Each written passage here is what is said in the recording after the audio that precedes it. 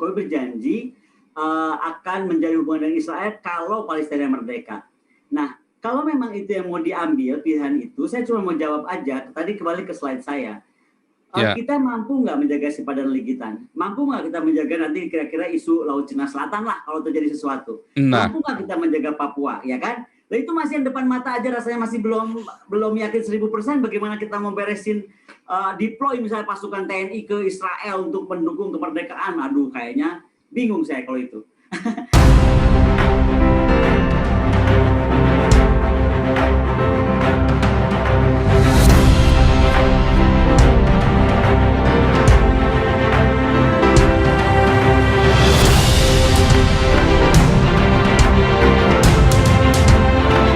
Kami tidak lupa mengucapkan shalom bagi Papua, bagi NTT, dan bagi Poso. Damai sejahtera Tuhan yang melampaui segala akal akan memenuhi kalian semua. Doa kami selalu bersama dengan kalian dan juga donasi kami.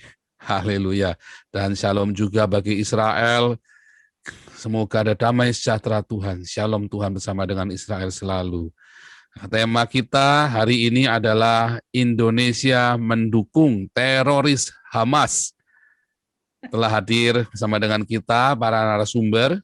Satu, Bapak Brigjen Purnawirawan Junias Marvel Lumban Tobing, dosen kita, dosen Sesko dan Lemhanas Rakyat Jelata. Juga ada bersama dengan kita Dr. Koni Raha Kundini, pengamat militer, dan banyak bicara tentang Israel belakangan ini, beliau juga. Dan juga ada dari tim Fakta Israel, yang juga adalah seorang wartawan yang cukup handal, yaitu Ibu Monique Reikers. Ya. Dan senang sekali kalau bisa bergabung dengan kita, 3 narasumber kita ini. Dan kita akan, sebenarnya saya mau mendahului dengan beberapa, dengan berita bagaimana Pak Jokowi begitu gigihnya mendukung Israel, tetapi kok saya khawatir kita nanti kehabisan waktu karena kita terbatas sekali waktunya untuk malam ini, untuk Ibu Koni ya, kita terbatas sekali waktunya. Namun mungkin saya akan tampilkan satu saja deh ya, saya akan tampilkan satu saja berita, saya sudah rangkum di Facebook saya ya, buat pembukaan, dan ini yang menjadi tema pelajaran Pancasila pada malam hari ini, yaitu tentang kepemimpinan kenegarawan ya. Lihat, ini yang terjadi ya, ini ada di, saya sudah taruh di YouTube saya, Joshua Paulusang, 2 YouTube saya yang lain sudah di take down oleh Menkominfo, dan ini yang saya tuliskan. Baru kemarin saya dapat info ya dari teman-teman di grup WhatsApp, Mark Rutte berkata, bla bla bla bla, nah saya terjemahkan saja ya. Nah ini, saya sangat prihatin dengan kekerasan yang sedang berlangsung di Israel dan Gaza. Tidak dapat diterima bahwa Hamas menembakkan roket secara acak ke penduduk sipil. Belanda mendukung hak Israel untuk membela diri dalam batas-batas hukum dan proporsionalitas internasional. Terima kasih Pak Alengso buat terjemahannya. Ya, ini yang bilang negara maju ya di Belanda. Nah, ini Presiden Indonesia. Indonesia sangat mengutuk serangan Israel ke Palestina yang berakibat hilangnya ratusan nyawa manusia, termasuk wanita dan anak-anak. Agresi Israel harus dihentikan. Beda banget ya antara negara maju dengan negara berkembang ya. Aduh, saya pengen, udahlah, jangan komentar dulu lah. Ini biar supaya waktunya nggak kelamaan. Supaya nggak kelamaan. Oke, Pak Jenderal, kita langsung saja supaya kita, Pak Jenderal, sudah saya nyalakan mikrofonnya, juga Dr. Koni dan Monique Reikers. Silakan. Ya, Bu Koni dulu aja, Bu Koni. Oh, Ibu Koni dulu. Shalom, Ibu Koni. Shalom. Oke, sebentar. Ya, sudah saya mute semuanya. Ya, shalom Ibu Koni. Shalom Pak Sang. Iya, luar biasa. Senang sekali bisa hadir ke channel Panas, rombongan para nabi. Judulnya ngeri banget. Ya, tapi tema kita malam ini adalah sebetulnya ada sebuah pertanyaan besar ya, mengapa Indonesia ini kok malah mendukung teroris Hamas? Yang sudah jelas kalau di Palestina kan Fatah kan udah nggak ada lagi, Hamas yang menang kan, dan kenapa justru Indonesia malah mendukung? Dan kalau kita lihat sebetulnya semua negara-negara pun sudah tahu apa yang terjadi di Israel, itu bukan rahasia lagi, udah terbuka banget. Dan kalaupun di Eropa ini ada demo-demo anti-Israel, yang melakukan itu orang-orang dari Timur Tengah semua yang demo-demo itu. Kelihatan mukanya itu ya. Kemarin saya capture, dan saya kirim juga itu saya capture yang demo-demo itu orang-orang dari Timur Tengah semua. Bukan kalau dari kita sudah ngerti ya, ketika kita di Eropa sudah ngerti apa yang terjadi di sana. Dan tanpa kita, walaupun Palestina sendiri yang membiayai dari ini ya, dari Uni Eropa kan, biaya administrasi di sana yang membiayai pemerintah Uni Eropa. Tetapi pada kenyataannya pemerintah Uni Eropa pun mengecam loh tindakan Hamas ini toh. Nah, sebenarnya apa sih yang terjadi? Nah, ini juga ada Ibu Monique Reikers dari Fakta Israel, mungkin juga akan menggali lebih lanjut lagi, karena tadinya cuma mau ikut, jangan dong, ikutan ngomong dong, saya bilang begitu sama Ibu Monique Reikers. Kebetulan ini ada Ibu Koni nih, kita bisa sama-sama gali dan kita sama-sama bisa mendapat pelajaran yang bagus. Ada apa sih Indonesia ini? Kebetulan ini pelajaran Pancasila hari ini, Ibu Koni. Silakan Ibu Koni. Selamat malam Pak Zang, selamat malam semuanya, selamat malam Pak Jenderal, selamat malam Indonesia dari seluruh dunia nih kayaknya kumpul. Iya, semua kumpul ini. Saya tuh izinkan pertama saya mau komplain dulu nih, judulnya ngeri banget sih Pak Zang. Aduh, nggak semua Indonesia dukung Hamas juga gitu. Ini jangan kayak dari judulnya aja sudah bikin mau pingsan. Tapi saya boleh share nggak slide aja biar saya bicara. Oh iya, boleh. Oke. Sebentar, Ibu Dan Koni. sebaiknya Sebentar. ini saya matikan video saya supaya nggak terganggu ya, oke. Iya, Saya sebetulnya nggak usah dimatikan, bisa. Tetap saya, saya jadikan co-host dulu ya. Jangan, aku malah pusing kalau gitu-gitu. Udah deh, nggak apa-apa itu mati aja. Supaya bisa share ya, ya supaya bisa share screen ya. Oke, bisa. Betul, ya, aku biar cepet Ya. aja. Aku coba share screen, oke. Sebentar. Nah, aku tuh akan ambil judulnya adalah bagaimana memandang benar akan Israel issue, ya kan? Dan mendamaikan Timur Tengah. Pertanyaannya adalah mungkinkah gitu. Oke. Nah, saya cuma mau memberi sedikit CV tentang saya, bahwa saya kebetulan pernah berkesempatan menjadi Senior Research Fellow di Institute of National Security Studies Tel Aviv. Saya mau begini, saya tuh punya keterbatasan, ilmu saya ataupun pengalaman saya. Sehingga karena ilmu saya dan pengalaman saya yang terbatas tersebut, saya akan membatasi bagaimana saya melihat standing point-nya. Saya melihat dari isu sudut pandang geostrategis dan kedaulatan Israel. Karena bagaimanapun dia negara berdaulat. Kemudian saya ingin melihat isu ini dari sisi bangsa pilihan Tuhan. Kemudian dari usaha perdamaian dan langkah yang dilakukan oleh Israel. Dan kemudian apa sih jalan keluar diplomatik yang harus dilakukan Indonesia, yang tadi menurut Pak Zang adalah beda banget nih negara berkembang dengan negara maju gitu kan. Saya mau sekilas aja bahwa Israel itu sudah lama dikenal sebagai tanah suci kelahiran orang Yahudi. Di sana lahirlah kitab-kitab suci segala macam dari Judaism, Samaria, Kristen, Islam, Druze, dan lain-lain. Kemudian bagaimana pengadopsian Kristen oleh Kaisar Romawi pada abad 4, bagaimana Yunani Romawi bertahan sampai abad 7, bagaimana kemudian kerajaan Muslim sampai selama 6 abad kan. Kemudian bagaimana periode tentara salib. Ini semua saya harus gambarkan, termasuk bagaimana setelah 1516 sebagai bagian dari Kekaisaran Ottoman hingga penaklukan Inggris. Nah, intinya adalah nasionalis Arab Israel itu mengklaim atas hak wilayah Ottoman dan berusaha mencegah migrasi Yahudi ke Palestina, menyebabkan meningkatnya ketegangan Arab Yahudi, dan kemudian 48 diikuti oleh eksodus Yahudi dari negara-negara Arab Muslim ke Israel. Nah, kalau kita lihat, ada yang banyak mempertentangkan tentang nama Israel sendiri, tapi ini sudah jelas-jelas tanda tangan oleh Presiden Harry Truman, bagaimana nama tersebut dipilih menjadi the State of Israel gitu kan, di tahun 1948, 14 Mei. Nah, kalau kita mau lihat cepat juga dari 1881 sampai ke kemarin nih, misalnya Trump declare Jerusalem capital of Israel 2017, memang sudah terjadi banyak keriuhan. Tapi kalau saya mau melihat misalnya apa yang saya beri tanda kuning ini ya, bahwa kitab suci telah menjanjikan itu adalah satu hal lagi. Nah, saya juga mau secara cepat aja bahas bahwa tahun 48 itu perang Arab Israel, kemudian operasi pembalasan yang dilakukan pasukan pertahanan Israel di tahun 50 sampai 60-an, itu kan atas serangan Fedein juga di mana gerilya Arab penyusup dari Suriah. Kemudian krisis Suez Oktober, serangan militer ke Mesir oleh Inggris, kemudian perang 6 hari yang sangat terkenal atau Yom Kippur, di mana di dalam inilah sebenarnya menurut saya menjadi kontroversi gitu. Banyak hal yang menganggap bahwa Israel itu mengokupasi. Kalau saya melihatnya lah dia negara baru lahir di serbu negara tetangga, kemudian menang perang, kemudian dia menjadi luas. Ya rasa-rasanya bukan salahnya Israel gitu kan, kenapa juga dia diperangin, itu kalau dari pandangan saya. Ada banyak war of attrition, kemudian pemberontakan Palestina di Lebanon, kemudian tahun 78 Israel meluncurkan operasi Litani, ketika itu invasi ke Lebanon ini dilakukan untuk mengusir pasukan PLO dari wilayah tersebut. Nah, 6 Juni 82 IDF menyerbu Lebanon Selatan, ini juga untuk mengusir PLO waktu itu.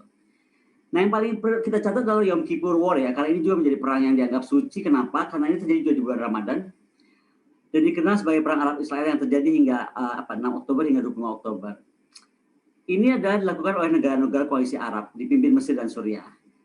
Dan terjadi sebagian besar di Sinai dan Golan, kemudian dengan beberapa pertempuran tentu saja, kemudian akhirnya tujuan awal perang Mesir ini menggunakan militer yang merebut pijakan tepi timur Suez, tapi kemudian merundingkan kembalinya Sinai yang tersisa. Dan ini perang yang kemudian sebenarnya dilancarkan secara mendadak terhadap posisi Israel di Yom Kippur, karena itu hari puasa dan doa dalam Judaism. Jadi kalau nggak salah waktu itu bulan Ramadan di tahun itu. Nah, di sini juga Amerika Serikat dan Uni Soviet memulai pasokan besar-besaran sekutu masing-masing. Dan inilah kemudian antara Amerika dan Soviet juga menjadi konfrontasi tersendiri gara-gara hal ini. Nah, inilah terjadi perubahan di tahun pre-67 kemudian post-67 ketika Israel menjadi sukses dalam perang tersebut. Nah, dari 162 ada 160 negara dari 193 negara yang anggota PBB mengakui Israel, 31 yang tidak. Dan implikasi perang Yom Kippur ini adalah yang paling memiliki implikasi paling luas karena kemudian perang ini membuat Israel juga pertama menyadari apapun pencapaian dia, ya kan, tidak ada jaminan Israel itu mampu mendominasi negara Arab, ya kan. Kemudian Mesir menjauh dari Uni Soviet dan akhirnya meninggalkan pengaruh Uni Soviet sebelumnya. Intinya ini juga membuka jalan bagi proses Camp David.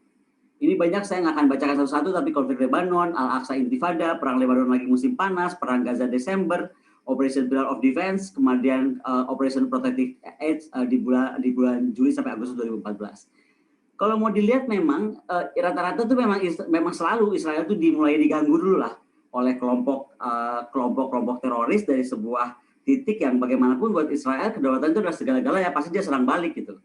Dan kalau kita lihat Moshe Dayan itu dari dulu sudah bilang bahwa doktrin Israel itu yang paling kuat adalah kalau diserang bertindak seperti anjing gila.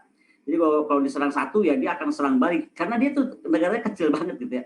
Nah, tapi bicara Israel itu juga kita mesti lihat ada efek Iran gitu loh. Nah, kita kalau bicara efek Iran, kita lihat Trump, Eropa dan UEA gitu ya. Arab Saudi ini kan berusaha mendapatkan dukungan internasional untuk membangun koalisi anti Iran. Nah, kemudian juga bagaimana dari negara Eropa, dari Amerika, dari Prancis dan Inggris gitu. Logika utamanya bahwa Iran telah memperluas pengaruhnya di kawasan ini dan bagaimanapun sahabat-sahabat Iran, Hizbullah, Hasad, Al-Shabi dan Houthi memperkuat posisi Iran di Suriah. Dan Irak yang nyaman menciptakan struktur politik baru di dunia Arab. Pergeseran ini mengubah perimbangan kekuatan wilayah tersebut dan mengkhawatirkan bagi Arab Saudi dan Israel. Jadi sebenarnya Trump memberikan nafas baru dalam upaya Arab Saudi dan Israel menghadapi Iran. Iran yang nggak puas dengan krisis regional berlangsung, sering merasa terancam oleh kekacauan Timur Tengah. Bagi Iran, konflik regional yang berkembang ini membawa ancaman langsung ke perbatasannya dengan Irak dan Afghanistan. Maka Teheran juga nggak buta ketika melihat ancaman yang ditimbulkan koalisi anti Iran di wilayah tersebut. Teheran kemudian mengatasi ancaman melalui kebijakan pencegahan menghindari eskalasi. Nah, coba kita lihat, Iran itu menghindari eskalasi dan bagaimana kemudian di Yaman Iran membatasi keterlibatan militer langsung dalam konflik di Suriah. Intinya Iran tuh nggak mau terjadi eskalasi besar-besaran dengan Israel. Saya bingung kalau kemudian Hamas kok berani-berani sebenarnya. Nah, Pangkalan militer strategis Iran, kalau kita mau lihat Iran itu sebenarnya udah kekepung banget gitu ya. Dan Teheran ini akan berhati-hati. Pertama dia akan mendorong eskalasi dengan Israel dan kekuatan Barat, itu dia nggak mau. Kemudian pangkalan akan rentan karena mempertahankannya membutuhkan peralatan militer yang canggih dan Iran tidak memiliki itu. Dan ketiga, Iran yakin dapat menjaga keseimbangan kekuatan dengan cara menggunakan cara asimetris lah terhadap Israel. Ada Structure of UAE versus Iran Foreign Policy ini dibuat oleh Pak Ade. Pak Ade juga hadir di dalam meeting ini. Kalau kita melihat dari sistem thinking ya, saya akan bacakan begini. Itu bermula dari Uni Emirat Arab punya national interest yang baru, kemudian mengeluarkan strategic planning mereka. Kemudian setelah persiapan, maka kemudian merancang foreign policy baru, termasuk menghasilkan deal yang memungkinkan strategic goals. Nah, Uni Arab Emirat kemudian memperkuat kondisi itu secara strategis dan dinilai melalui kesepakatan Arab yang mengeluarkan persepsi anti-Israel dan memperkuat foreign policy Iran. Iran mengeluarkan strategi diplomatik, termasuk memperkuat ketegangan diplomatik pada UAE foreign policy. Nah, ini diantisipasi dalam perencanaan ini dengan memperkuat US Strategic Foreign Policy, di mana kemudian Uni Arab Emirat juga membutuhkan Strategic Security Assurance. Dan sekali lagi ini diwujudkan dalam US Network dan lobbyan di Timur Tengah yang memitigasi diplomatik strategi Iran dan mematahkan tekanan diplomatik Iran. Jadi kalau lihat isu Israel itu nggak sesimpel kita melihat oke, ini Israel, ini Palestina, selesai. Enggak, ada faktor lain berbicara. Faktor Iran ini menjadi sangat penting gitu. Nah, Yerusalem kalau menurut Talmud ya itu adalah bagaimana ada di saya nggak usah bacakan satu-satu, tapi misalnya ditulis dalam kitab Raja-Raja, Daud memerintah orang Israel selama 40 tahun, Hebronia memerintah 7 tahun, dan di Yerusalem memerintah 33 tahun. Kemudian bagaimana di surat di Raja-Raja 11:42 juga berbunyi lamanya Salomo memerintah di Yerusalem atas seluruh Israel ialah 40 tahun. Intinya kota ini dipilih Tuhan dari segala suku Israel untuk membuat namanya tinggal di sana. Dan ayat ini menambah deret panjang lamanya pemerintahan Israel yang berpusat dan ibu kota di Yerusalem. Di bawah Raja Daud sekitar 40 tahun, Salomo 40 tahun, Rehabeam 17 tahun. Nah, ada nih yang ini kontroversi ini seru nih. Ini kalau menurut ilmuwan Islam Ustadz Arifin Yahya, ada dia memberi masukan lewat WA yang disebar, dan ini dibantah oleh Ulil Absar Abdallah. Saya nggak dalam konteks membahas ini karena saya bukan ahli agama, tapi intinya Ustadz Arifin Yahya juga melihat sesuatu hal yang berbeda misalnya. Meskipun ada yang salah memang, seperti di sini disampaikan tentang bayi suci itu kapan didirikan dan segala macam, ada perbedaan lah. Dia merasa Masjid Al-Aqsa didirikan 70 tahun setelah Nabi Muhammad wafat. Kalau kita tahu ada juga anggapan bahwa Al-Aqsa didirikan 7 tahun setelah Nabi Muhammad wafat. Apapun itu, sengaja saya taruh di sini, saya mau menyampaikan bahwa di dalam orang Islam pun sendiri, di kaum Islam pun sendiri, ilmuwan Islam pun sendiri, melihat itu ada dari segi yang berbeda gitu. Tapi intinya saya percaya bahwa apa yang Ustadz Arifin yang sampaikan di Al-Quran, setahu saya tidak ada satu surat pun yang memerintahkan mengambil alih Yerusalem. Sedangkan di kitab Yahudi dan Nasrani itu disebut beberapa kali bahwa Yerusalem itu tanah Israel adalah tanah yang diberikan Allah untuk mereka. Dan kenapa sebenarnya kalau menurut Ustadz Arifin Yahya, kalau ini betul Ustadz Arifin Yahya, selama ribuan tahun ini semua umat Islam itu menurutnya salah kaprah tentang Yerusalem. Ada doktrin-doktrin Palestina ini adalah perjuangan umat Islam, padahal sesungguhnya ini perjuangan bangsa Arab, bukan perjuangan bangsa Islam gitu. Nah, saya cuma mau bahas begini aja. Kalau disebut fakta Israel sebagai bangsa pilihan Tuhan, saya cuma mau mengambil beberapa contoh, dan sekali lagi ini saya nggak karena waktu undangan demikian cepat, saya mengambil dari sumber yang saya terima dan saya belum sempat cek ya. Tapi intinya begini, kalau betul kita tuh percaya Israel itu sebagai bangsa pilihan Tuhan, harusnya kalau kita semangat memerangi Israel, itu nggak usah dalam paham dia tentang rebutan tanah Palestina atau Yerusalem deh gitu loh. Atau apalagi mengcorner gitu ya dengan berita tadi yang dibahas oleh Pak Zam. Lebih baik bagaimana kita perang dari berlomba memerangi Israel dalam kemampuannya menguasai ilmu pengetahuan. Bagaimana Israel mampu menguasai teknologi. Bagaimana kemudian dia ikut mendorong kemajuan dunia. Dan itu kita nikmati. Nah, lebih baik kita perang ini. Kalau perang ini kita jadi bakal keren. Karena Indonesia kemudian akan berlomba-lomba menuju kebaikan. Berlomba mengejar ilmu pengetahuan, berlomba mengejar teknologi. Bukan berlomba mengejar sesuatu hal yang sejarahnya udah panjang banget, nanti saya akan kasih solusi lah itu. Anyway, janji Tuhan untuk bangsa Israel ini dalam kitab Yosua disampaikan dari segala baik yang dijanjikan Tuhan kepada kaum Israel tidak ada yang tidak dipenuhi. Semuanya terpenuhi. Dan kalau kita lihat tahun 2019 menurut kalender Masehi itu adalah 5779. Jadi selama 5779 tahun Israel itu eksis. Bertahan dari berbagai perang, bertahan dari pembuangan, penjajahan, genocide, intifida. hingga sekarang. Nah, Tuhan berfirman kepada Musa, beginilah kamu harus memberkati orang Israel. Aspek-aspek kehidupan Israel telah menjadi teladan bagi bangsa-bangsa, karena itu dunia tidak punya alasan sebenarnya membenci, mencibir, menghina, meremehkan apalagi musuh Israel. Sebab sekali lagi kalau kita percaya kepada kitab suci, kebetulan saya memang nggak terlalu orang beriman, maksudnya saya nggak terlalu soleh-soleh amat lah. Tapi kalau sama kitab suci saya agak takut gitu. Saya percaya aja gitu bahwa oke, ini adalah bangsa yang dijanjikan dan itu sudah terbukti kok gitu. Nah, kenapa tadi saya ajak kita, cobalah kita lihat penemuan yang merubah dunia. Sekali lagi ini kita bisa cek ulang ya. Penemu pesawat, penemu mobil, sepeda, listrik, bola lampu, komputer, Android, Facebook, ya kan, Google, mesin cetak, kemudian jam, radio, ya kan, televisi. Itu orang Israel atau paling tidak ada darah Israel. Kemudian ada yang menganggap Wi-Fi, WhatsApp yang kita sering pakai, ke Instagram, Twitter, ya kan, bom atom, penemu ilmu fisika, lampu. Ini kalau betul, nih sekali lagi saya belum punya waktu untuk ngecek satu-satu ya. Kemudian bagaimana menemukan alternating current, Nikola Tesla, itu ada darah Yahudi. Kemudian bagaimana penemu medis injeksi, penemu vaksin polio, obat kanker, hepatitis C, obat sifilis, aduh udah banyak banget lah. Kalau diurut-urut udah banyak sekali. Jadi mau saya tantang, kalau betul-betul kita ingin memerangi tanda kutip ya Israel, kita perang ilmu aja deh. Udah pasti kita jadi kedorong pinter. Kita perang teknologi aja lah. Udah pasti kita jadi semangat untuk kemudian melahirkan orang-orang yang mampu melakukan riset riset dan kajian apapun terkait teknologi yang hebat gitu. Nah, kembali kepada Israel. Siapa bilang usaha damai dari Israel itu nggak ada? Ada kalau saya bilang. Contoh ya kan, kita lihat aja lah tahap awal rujuk Arab Israel 2017. Itu Juni Raja Arab mengundang Perdana Menteri Israel ke Riyadh. Raja Arab loh yang undang. Juli, Jenderal Saudi menemui Dirjen Kemlu Israel di Yerusalem. September, ini 2017 ya, pertemuan rahasia antara pejabat kerajaan Saudi dan pejabat senior di Tel Aviv. November, rapat informal tertutup pejabat Saudi dan Israel, dan disusul Menteri Komunikasi Israel mengundang Mufti Agung Saudi mengunjungi Israel. Ben Zion, warga Israel diizinkan memasuki Masjid Nabawi di 2017. Jadi sudah ada rombakan besar sebenarnya di usaha Israel dan Arab itu untuk rujuk gitu. Nah, peran penting Trump adalah bersimpati dengan keinginan kuat Israel untuk memperluas hubungan diplomatik dengan negara Arab. Dan untuk itu dia memanfaatkan sinyal Emirat, di mana kemudian Trump mendukung diplomasi tiga arah menghasilkan Abraham Accord. Nah, dari perspektif Palestina dan pendukungnya, perjanjian ini dianggap itikat buruk di pihak Israel, Uni Emirat, dan Amerika. Karena dianggap, kenapa nih Israel dan Emirat telah menormalisasi hubungan? Saya melihatnya berbeda. Menurut saya betul yang dilakukan Trump, karena dengan itu dia lebih bisa merangkul isu apa sih gitu, bagaimana dia menyelesaikan dengan Palestina. Nah, Abraham Accord juga mencerminkan perubahan besar di mana negara Teluk Arab yang bertentangan dengan Iran tidak lagi menganggap hubungan dengan Israel sebagai hal yang tabu gitu loh, atau terlarang. Dan Israel telah lama menjadi hubungan dengan negara Teluk yang lebih kecil, Bahrain, Oman, Uni Emirat gitu kan. Dan bagaimana juga proses perdamaian ini terhenti setelah terhambatnya hubungan diplomatik formal ditembus oleh kesepakatan ini.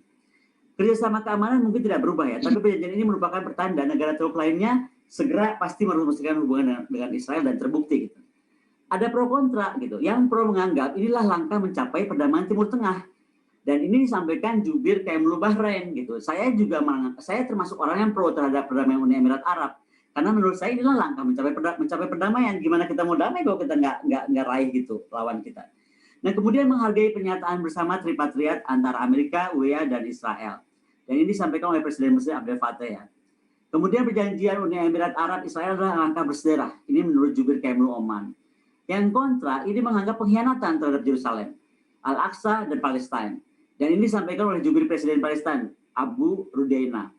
Nah, kemudian ada juga kontra terkait normalisasi adalah tusukan dari belakang atau pengkhianatan lah perjuangan Palestina dan hanya menguntungkan Israel. Ini kata jubir Hamas. Nggak tahu kita perlu dengerin atau enggak. Saya cuma merangkum aja kan. Dan kemudian kita harus mensuspensi hubungan diplomatik dengan Uni Arab Emirat dan menarik duta besar. Ini Presiden Turki Erdogan. Erdogan punya kepentingan sendiri juga gitu. Nah, status hubungan dan reaksi ada dari negara pendukung. Siapa? Negara Barat mendukung, Bahrain mendukung, Oman mendukung. Yang bereaksi keras Turki, Iran, Palestina, Libya. Negara yang diam itu Saudi, Kuwait, Liga Arab. Saya nggak tahu saat itu Indonesia di mana gitu. Karena apakah mendukung, apakah bereaksi, apakah diam, saya nggak terlalu menangkap sinyal itu atau saya terlewat menangkap sinyal itu. Mungkin nanti saya minta masukannya aja. Tetapi kalau sekarang kita terlalu berapi-api, makanya pertanyaan saya sebenarnya waktu Abraham Accord di kemana gitu. Karena kalau saya pribadi, saya melihat sebenarnya Abraham Accord itu satu step hebat yang dilakukan oleh Israel. Nah, pernyataan bersama ini dinyatakan oleh Trump, Netanyahu, dan Zayed ya, bahwa terobosan diplomatik ini adalah memajukan perdamaian kawasan Timur Tengah. Bagaimana keberanian Uni Emirat Arab dan Israel mematahkan jalur baru membuka potensi besar. Perjanjian tersebut mempertahankan prospek solusi dua negara antara Israel dan Palestina. Dan ini terlepas dari kesepakatan tersebut, Netanyahu menyatakan bahwa klaim kedaulatan Israel atas lembah Yordania masih dalam agenda, gitu. Kemudian UE dan Israel juga setuju untuk bekerja sama dan menetapkan peta jalan membangun hubungan bilateral. Nah, jadi fakta terkait Palestina ini satu hal juga, mempercepat tren normalisasi jangka panjang tidak lagi bergantung pada pembentukan negara Palestina. Jadi ini menarik kan, akhirnya ada tren normalisasi yang berjangka panjang dan enggak semata-mata melihat ketergantungan pada pembentukan negara Palestina. Yang kemudian menarik pada banyak pihak adalah sekali lagi teknologi Israel itu, kemampuan pertahanan Israel, ini akhirnya membuat negara-negara muslim ingin cepat-cepat nih normalisasi dengan Israel. Dan bagaimanapun Israel melihat perluasan hubungan ekonomi global, bagaimana pemulihan pasca pandemi, bagaimana membangun sekutu regional, sebenarnya akan lebih membuat Israel kuat posisinya melawan Iran. Jadi sekali lagi bukan semata oke, this is against Palestine gitu, dia memperkuat diri dengan Arab. No, ini ada hubungannya dengan geopolitik yang lain lagi, yaitu bagaimana posisi negara-negara tertentu melawan Iran gitu. Nah, jangan lupa gitu ya, Israel itu memang negara yang sangat hebat di teknologinya. Bagaimana misalnya Amerika saja segitu hebat, itu masih sangat tergantung kepada Israel dalam faktor teknologi. Ini salah satunya adalah drone Skylord. Skylord ini di mana misalnya di 8 September 2020, program R&D ini dipimpin langsung oleh Lembaga Riset Pengembangan dan Pertahanan Kementerian Pertahanan Israel dengan Kantor Dukungan Teknis Penanggulangan Terorisme di Departemen Pertahanan Amerika. Intinya adalah bagaimana diluncurkan drone Skylord ini untuk pasukan militer as khusus. Bagaimana menghasilkan sistem drone dengan imersif jarak jauh yang melindungi pasukan Amerika dari berbagai ancaman udara. Kalau ini kan 2020, saat saya di Israel dulu, saya melihat bagaimana misalnya rombongan dari Pentagon itu betul-betul melihat kita ke perbatasan Golden Heights, melihat bagaimana tank-tank Merkava dan lain-lain itu dijejer dan anti debu gitu. Saat itu Amerika sedang perang di Timur Tengah, jadi dia perlu bagaimana caranya Israel mampu menghindari kemacetan di kendaraan-kendaraan berat gitu. Ini saya contohkan bagaimana Amerika yang segitu hebatnya pun di R&D itu masih sangat tergantung kepada Israel. Nah, fakta Hamas adalah teroris. Kalau ini saya rasa di 2017 ya, jangankan sekarang. Ini 2017 Menteri Komunikasi Israel Ayub Tara itu sudah jelas-jelas mendukung fatwa Mufti Arab Saudi yang ketua Majelis Ulama Abdul Aziz bin Abdullah Al-Syekh yang kemudian jelas-jelas melarang perang melawan Israel. Kenapa? Karena perang yang dilakukan oleh Hamas itu memang mesti diperangi karena itu teroris. Hamas itu jelas-jelas teroris.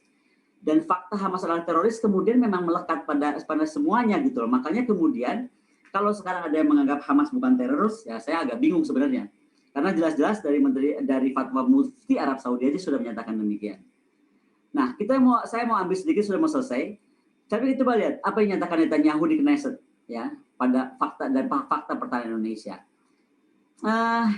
Netanyahu itu merasa Israel selamat dari Firaun, selamat dari serangan Yunani, Roma, Spanyol, Hitler, Jerman, Holocaust, 7 negara Arab ketika Yom Kippur ya kan, selamat dari Saddam, dan makanya Netanyahu bilang kami akan terus bertahan dari musuh yang hadir. Nah, saya bingung kalau Indonesia tiba-tiba dipaksa atau memaksa kehendaknya. Karena kalau buat saya lebih baik kita beresin dulu PR di rumah kita sendiri. Si Padang Ligitan lepas nggak bisa kita ambil lagi gitu loh. Kemudian Timur lah, walaupun ini bisa kontroversi, ada yang bilang Timur itu memang harus dilepas ya. Tapi intinya adalah Israel itu nggak pernah kehilangan kedaulatannya dan dia nggak akan mau gitu. Jadi sekarang dan dia terbukti nggak akan bisa. Nah, coba kita bandingkan dengan tugas kita, mendingan kita beresin dulu aja lah PR kita ini gitu. Terutama juga mungkin sekarang isu Papua, tadi saya lupa masukin peta Papua. Papua kalau kita salah menghandle dalam hubungan diplomatik, menurut saya sudah bahaya gitu. Nah, sekarang terakhir nih, bagaimana membuka hubungan diplomatik Indonesia-Israel? Saya rasa harus dibuka gitu. Saya sepakat dengan Gus Dur.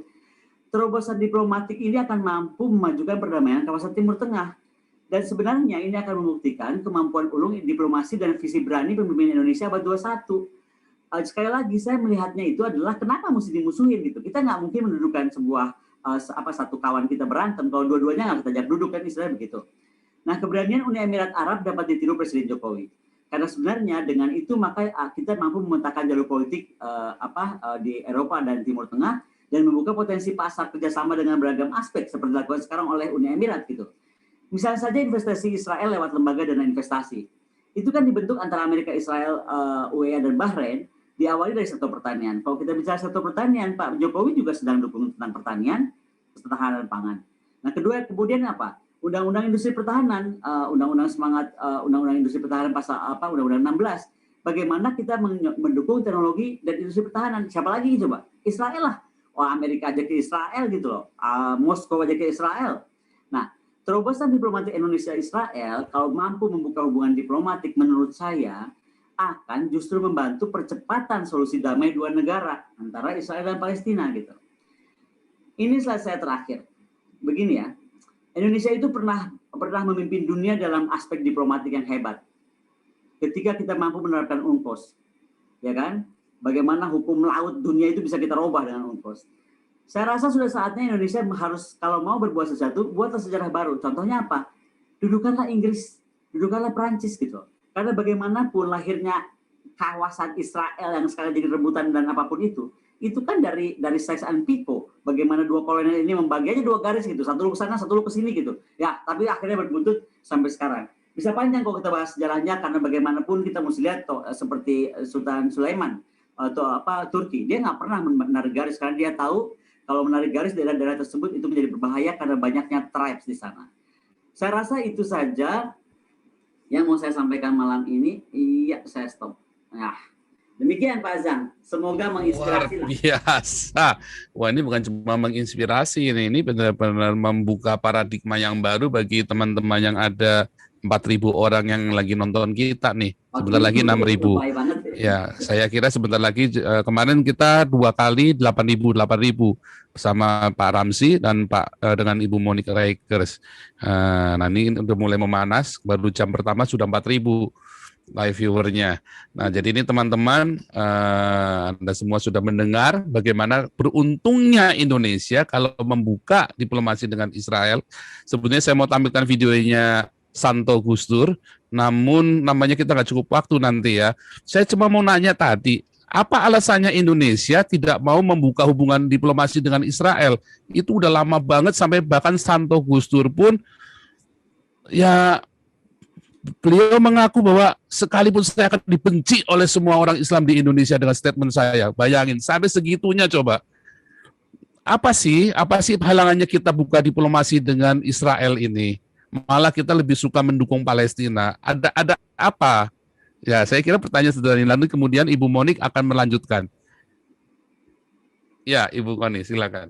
Oh, saya harus jawab nih. Okay. Iya, ini justru pertanyaannya kan heran kan kita kan. Nah, ya, itu kan aneh buat saya. Ya, sederhana aja Pak Zangnya. Saya kira Gus Dur yang sudah demikian hebat, kebetulan saya pernah diundang Mbak Yeni Wahid untuk bicara juga. Saya rasa tuh Gus Dur tuh hebat banget ya. Dan Gus Dur sudah jelas ngomong beginilah bahasanya. Rusia atau Cina yang katanya banyak komunis pun ya kan, itu sudah dibuka hubungan diplomatik lah. Israel ini sumbernya agama, segala macam agama di sana, dari mulai agama lahir pertama lah istilahnya. Kenapa kita nggak mau? Lah kalau saya pertanyaannya adalah kalau Gus Dur saja tidak mampu, nah gimana caranya nih kita melahirkan Santo Gus Dur tadi kalau kata Pak Fauzan yang baru yang berani bicara, karena menurut saya ini tuh yang terjadi adalah ada blocking communication. Jadi satu hal masih percaya urusan agama banget gitu. Nah ini makanya kita mesti harus terus mendorong, menerang-jelaskan bahwa isu ini bukan isu agama, terus mampu melawan propaganda yang salah. Itu aja saya kira Pak Zang. Karena Gus Dur saat menjadi presiden, saya rasa kemudian waktu itu tidak banyak pendukungnya. Mungkin saya harap sekarang kita bisa perlahan tapi pasti mendukung ini semua terjadi. Tapi sekali lagi kita dengan memahami juga situasi kebatinan masyarakat Islam Indonesia yang jelas segmentasinya lain-lain. Tadi contoh Ustadz Arifin Yahya misalnya kan menyatakan apa, tapi dibantah oleh oleh Afsar Abdallah kayak gitu-gitu. Nah, saya nggak mau terjebak sana karena saya bukan ahli agama Islam. Tapi intinya memang perjalanan kita masih panjang, Pak Zan. Kita masih mesti sabar, tapi bukan berarti nggak bisa. Tapi saya sekali lagi yakin kalau Indonesia berani membuat UNCLOS 82 yang menghebohkan dunia gitu kan, harusnya kita mampu mendudukan juga Inggris dan Prancis, paling tidak bagaimana sih solusi untuk mendamaikan Israel. Demikian, Pak. Nampaknya ada satu titik yang belum clear. Alasannya apa? Apakah cuma sekedar propaganda agama sehingga bahkan Gus Dur saja takut? Apa sedemikian hebatnya? Atau jangan-jangan ini dalam pemikiran saya, mohon maaf kalau salah, jangan-jangan memang ada kepentingan menggunakan isu Palestina ini untuk kekuasaan, atau ada dukungan-dukungan tertentu menggunakan isu Palestina, atau bahkan mungkin jangan-jangan pelaku-pelaku teror ini dibiayai sama orang Palestina sendiri nih, dananya dikirim sana, kirim sini balik. Atau ada banyak sekali konspirasi teori, walaupun saya tidak suka dengan konspirasi teori, tetapi dengan bahkan Gus Dur saja tidak mampu melakukan pengakuan terhadap Israel, walaupun ia ingin sekali, bahkan sampai walau lihat di video itu sampai meneteskan air mata ya waktu ngomong itu ya, begitu miris sekali hatinya itu. Nah, ini kan ada yang aneh, Ibu Koni. Kalau saya melihatnya beginilah, mungkin kalau hubungan diplomatik pun terlalu ekstrim ya Pak Zang ya. Karena menduga-duga tadi mungkin saya nggak berani, karena akademisi kan harus data nih. Kalau saya udah baca datanya, ada transfer uang ke sana kemari, saling berkirim teroris misalnya tanda kutip, saya mungkin bisa bicara. Tapi saya belum punya data itu. Tapi yang pasti Pak Zang, kalau memang hubungan diplomatik dianggap berat, ya kan, dianggap terlalu ekstrim, why don't we start it like Taiwan? Taiwan itu sama kita nggak punya hubungan diplomatik, tapi kita punya hubungan dagang, gitu. Betul. Dan kalau kita bicara hubungan dagang, kita akan diuntungkan banyak. Contoh alat pertahanan. Sekarang kan kita mesti beli dari negara kedua atau ketiga, nggak bisa langsung ke Israel. Padahal kita banyak loh pakai, gitu kan. Nah itu kan kita jadinya dirugikan karena kita punya harus negara penghubung. Jadi itu contoh saja bagaimana misalnya kalau tidak mau langsung ke hubungan diplomatik, start dari sesuatu yang bisa, hubungan dagang seperti yang dilakukan oleh Taiwan. Taiwan ini sekarang udah bertahun-tahun loh Pak Zan, nggak pernah bilang dia di kantor kedutaan, tapi coba aja main-main ke kantornya, udah lebih kayak kantor kedutaan dan sudah ada di mana-mana juga gitu kantor dagangnya. Saya kira demikian Pak Zan. Oke, jadi memang namanya masih ada satu rahasia besar bagi kita semua. Apa alasannya nggak mau? Saya kira kalau alasan ini kita tidak pernah tahu selama-lamanya, kayak Pak Jokowi saja. Mengapa tadi saya katakan Indonesia? Karena Pak Jokowi yang sudah statement dan bolak-balik, bahkan Jokowi mengutuki Israel bolak-balik lagi, bilang waduh, saya bilang wah ini mainnya kurang jauh nih Pak Jokowi ini nampaknya. Oke, ini mungkin saya boleh tanggapi sedikitnya Pak Zan. Ya. Ini ada yang barusan typing nih, LNC ya. Dia bilang bahwa saat kampanye Pak Jokowi berjanji akan menjadi hubungan dengan Israel kalau Palestina merdeka. Nah, kalau memang itu yang mau diambil pilihan itu, saya cuma mau jawab aja. Tadi kembali ke slide saya. Kita mampu nggak menjaga sipadan ligitan? Mampu nggak kita menjaga nanti kira-kira isu Laut Cina Selatan lah kalau terjadi sesuatu? Mampu nggak kita menjaga Papua, ya kan? Nah itu masih yang depan mata aja, rasanya masih belum yakin 1000%. Bagaimana kita mau beresin deploy misalnya pasukan TNI ke Israel untuk mendukung kemerdekaan? Aduh, kayaknya bingung saya kalau itu. Jadi saya lebih baik inward looking defense dulu kalau rapi. Nah baru kita mulai berpikir lah mendamaikan atau mendirikan kemerdekaan negara orang.